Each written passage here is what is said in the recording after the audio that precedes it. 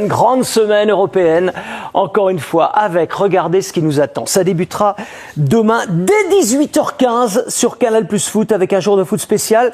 19h15, Bertrand, le Canal Champions Club, et vous y serez. Absolument. 21h, le coup d'envoi d'Aston Villa PSG.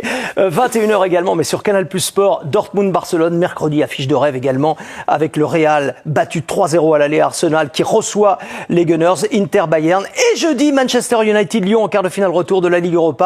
D'autres affiches également, vous ne raterez rien comme d'habitude. C'est caviar tous les soirs sur Canal cette semaine, on est d'accord hein? Tous les soirs, toute la saison d'ailleurs. Toute la saison, vous avez raison.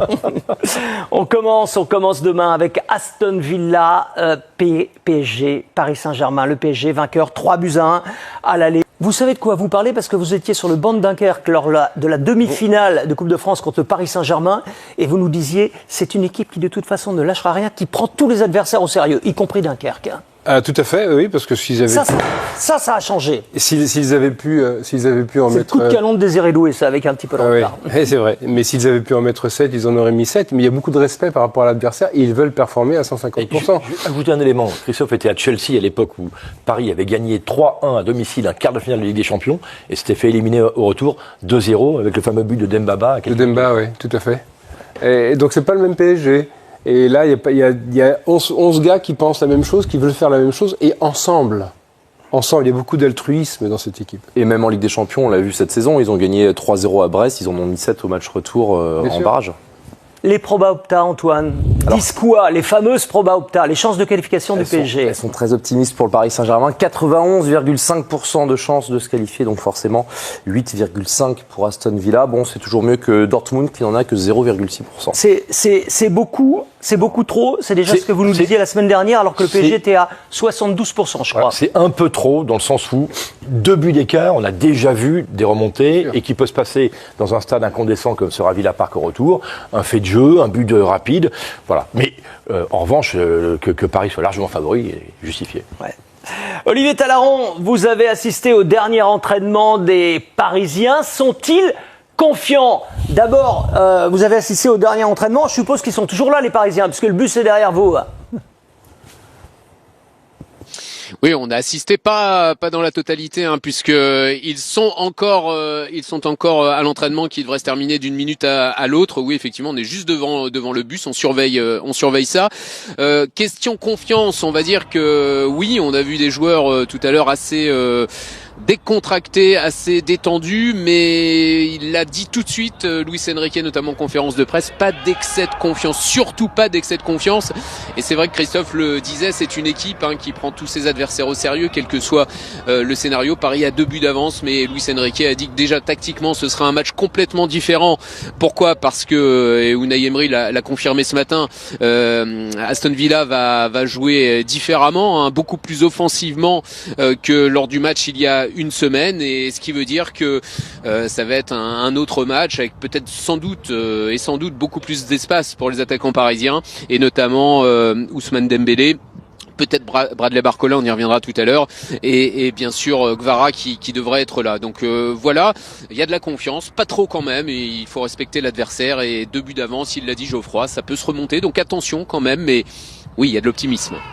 On peut être optimiste. En plus, il y a une stat, Geoffroy, qui renforce cette confiance quand même. Ah oui, alors la stat des matchs du PSG à l'extérieur en 2025, c'est 13 matchs depuis le 1er janvier à l'extérieur, 13 victoires. Voilà, bon. Après, c'est le passé, mais on peut être optimiste. Si le PSG est éliminé avec une stat pareille, je remets en cause les statistiques. Et les promos, putain. Luis Enrique avec Olivier Talaron, il y a un peu plus d'une heure. Lo que está claro es que las eliminatorias de Champions, el segundo partido se parece muy poco al primero, pues porque ya hay un resultado que... Ils ont besoin de gagner. Es evidente, ellos, el partido de la ida es un partido totalmente diferente al que vamos a poder ver mañana. Todo el que juegan en casa y con su afición seguramente van a ser mucho más agresivos y van a ser, o vamos a poder ver una versión mucho más ofensiva. Nosotros tenemos que ser capaces de gestionar todo eso desde nuestro objetivo prioritario, que es ganar el partido. Vous m'avez dit la semaine dernière, mentalement les joueurs sont forts parce qu'ils sont au-dessus de la moyenne, aussi en termes d'éducation. Ça veut dire quoi? Ça veut dire qu'ils comprennent plus vite, ils sont plus solides. Qu'est-ce que ça veut dire concrètement? Yo creo que a lo largo de la temporada los diferentes partidos y episodios que han pasado te presentan una serie de pruebas y como equipo yo creo que las hemos superado en la mayoría de partidos a la hora de darle la vuelta a resultados, remontadas, resultados negativos que luego hemos convertido en positivos. Creo que es un equipo que no se rinde nunca, podemos ganar, podemos perder, pero no somos un equipo en ese sentido poco fiable, somos un equipo además muy regular y repito, la mejor manera de plantear este tipo de partidos es olvidarte del partido de París y pensar que tienes que ganar mañana aquí. Si sales con esa mentalidad, seguramente habrá la posibilidad de estar mejor preparado en el caso de que haya complicaciones, que las va a haber seguro. Vos supporters disent on a 2 buts d'avance, on a été plus fort au match aller. Finalement, qu'est-ce qu'on a à craindre? Qu'est-ce que vous pouvez répondre aux supporters? Bueno, nos gusta y nos encanta que haya confianza de nuestros aficionados. Repito, creo que nosotros no vamos a cambiar, ni vamos a especular, ni pensar en hacer otro partido. Vamos a pensar en ganar. El objetivo es ganar este partido. Si ganamos el partido estaremos en semifinales y es un partido muy importante para nosotros, para el club, para nuestros aficionados. Queremos demostrar que tenemos hambre y ganas de avanzar en la competición. C'est pas le même Luis Enrique qu'il y a quelques mois, vous êtes d'accord, dans son discours? Un peu plus détendu et du coup il est plus convaincant. En tout cas, l'élément de langage de cette veille de match, et on ne va pas spéculer, parce que Dembélé et Ousmane a dit exactement la même chose. Donc À plusieurs reprises. À plusieurs reprises. À Donc, Olivier et en conférence de presse. et Luis Enrique aussi, donc je ne sais pas si ce sont les gens de la communication du Paris Saint-Germain qui leur ont dit de dire ça, ou Luis Enrique qui l'a dit à son vestiaire et Ousmane Dembélé l'a répété, mais en tout cas c'est un mot-clé. On y va pour gagner, Oui. c'est ce qu'il a dit également Christophe. Ça, c'est nouveau également dans son discours. C'est rare. Mais On parce y que va pour gagner, Aston Villa quand même. Ils sont conquérants parce qu'ils savent qu'ils ont les moyens de l'être. Et ils ont travaillé pour ça et les résultats parlent pour eux. Ils ont une équipe, c'est sans doute la meilleure, l'une des 3 meilleures équipes d'Europe et peut-être la meilleure. Il y a des petites choses fragiles, attention, défensivement, on en reparlera peut-être tout à l'heure. Les deux autres, c'est qui les deux autres? Barcelone. Barcelone et l'Inter. Ouais. Olivier, est-ce que vous avez une idée de la compo du PSG demain?